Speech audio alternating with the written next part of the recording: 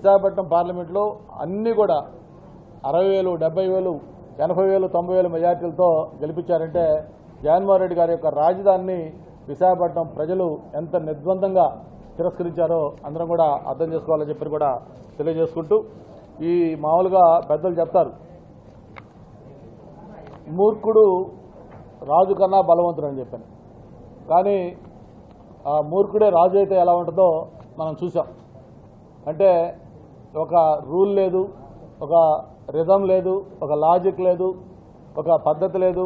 తన మనసుకు తోచిన విధంగా ఆయన చేసుకుంటూ పోయి ఈరోజు ఈ రాష్ట్రానికి ఇటువంటి దుస్థితి ఇచ్చాడు. మరి అన్నేళ్ల అనుభవం ఉన్న చంద్రబాబు నాయుడు గారిని అక్రమంగా అరెస్ట్ చేయడం కావచ్చు, లేకపోతే ఇటువంటి నిర్మాణాలు కావచ్చు, లేకపోతే రాజధాని దాదాపు 70-80% పూర్తయి ఉంటే దాన్ని అర్ధాంతరంగా దాన్ని ఆపేసి దాన్ని ఒక స్పెషల్ లాగా చేసిన భర్త కావచ్చు. మరి ఆంధ్రుల జీవనాడి పోలవరం మేము 5 ఏళ్లలో 70% కంప్లీట్ చేసి ఆయనకు హ్యాండ్ ఓవర్ చేస్తే ఈ 5 ఏళ్లలో కనీసం 4-5% కూడా కంప్లీట్ చేయకుండా దాన్ని పక్కన పెట్టిన విధానం కావచ్చు. ఇట్లా ఎన్ని రకాల ప్రజా వ్యతిరేక కార్యక్రమాలు చేయాలో అవన్నీ కూడా చేసి ఇది మొత్తం ఆయన ప్రజల దీనికేంటో ఆగ్రహానికి ఎంత గురయ్యాడు కూడా మనం చూస్తూ ఉన్నాం. మరి ఇప్పటికైనా సరే జగన్మోహన్ రెడ్డి గారిలో ఏమైనా రియలైజేషన్ వస్తుందని చూస్తే ఎక్కడా కూడా ఆ రియలైజేషన్ కనపట్ల. మరి ఇంకా కూడా ఏదో ప్రజలు తప్పు చేశారు, ప్రజలు రియలైజ్ అవుతారు, మళ్ళీ మనకి అవకాశం వస్తుందని చెప్పి ఇంకా ప్రజల్ని నింద మోపే విధంగా అలాగే ఆయన మభ్యపరుచుకుంటూ వాళ్ళ నాయకులకి ఇంకా చెప్తా ఉన్నా అంటే ఆయనలో ఏమాత్రం కూడా రియలైజేషన్ కానీ లేకపోతే ఆ పశ్చాత్తాపం కానీ కనపట్లేదు.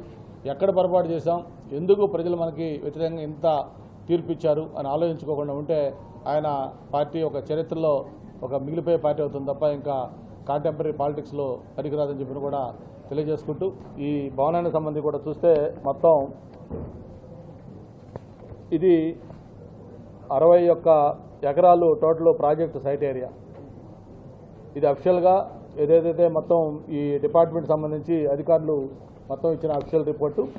దీంట్లో 9.8 ఎకరాలు దీంట్లో నిర్మాణాలు చేశామని చెప్పని చెప్పడం జరిగింది. మొత్తం దీంట్లో 7 బ్లాకులు. 7 బ్లాకుల్లో కూడా ఒకటి విజయనగర బ్లాకు, రెండోది కళింగ, అలాగే చోళ, పల్లవ, గజపతి, వెంగి, ఇట్లా ఈస్టర్న్ గంగా, మొత్తం ఇట్లా 7 బ్లాకులు కలిపి మొత్తం దీంట్లో నిర్మాణం చేశారు. దీంట్లో 7 బ్లాకుల కింద దీంట్లో ల్యాండ్స్కేపింగ్ ఎంత పెట్టారు ఇవన్నీ కూడా మనం గతంలో చెప్పుకున్నాం. దీంట్లో ప్రధానంగా మనం చూసుకుంటే ఒక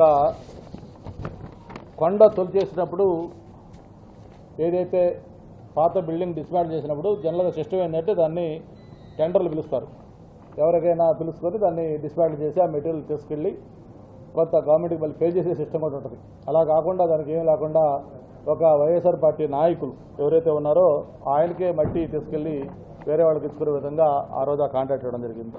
ఎప్పుడూ చూడంత విజయం మన టీడీపీ, జనసేన పార్టీ, బీజేపీ పార్టీకి, కూటమికి ప్రజలు ఇచ్చారు.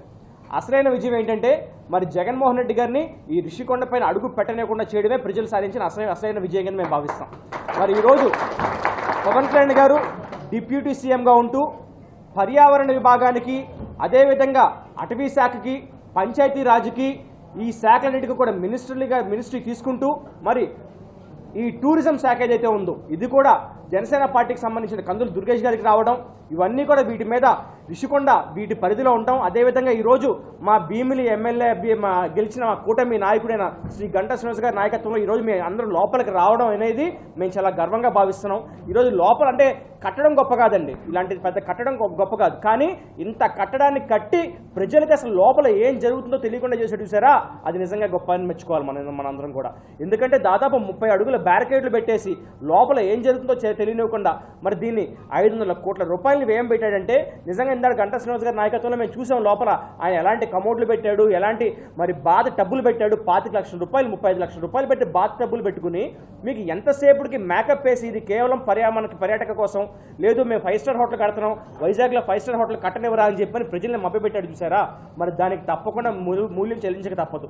త్వరలోనే పెద్దలు గంటా శ్రీనివాస్ గారు చెప్పినట్టు మన రాష్ట్ర ముఖ్యమంత్రి అయిన శ్రీ నారా చంద్రబాబు నాయుడు గారు, అదేవిధంగా రాష్ట్ర ఉప ముఖ్యమంత్రి అయిన జనసేన పార్టీ అధ్యక్షుడైన శ్రీ పవన్ కళ్యాణ్ గారు, మరియు పర్యాటక శాఖ మంత్రి అయిన శ్రీ కందులు దుర్గేష్ గారు, పెద్దలు గంటా శ్రీనివాస్ గారి నాయకత్వంలో మేము అందరం మళ్ళీ తిరిగి ఇక్కడికి వస్తాము తప్పకుండా. ఎందుకంటే దీన్ని తిరిగి మళ్ళీ ప్రజలకి ఏ విధంగా ఉపయోగపడుతుందో కూడా అర్థం కాని విషయం.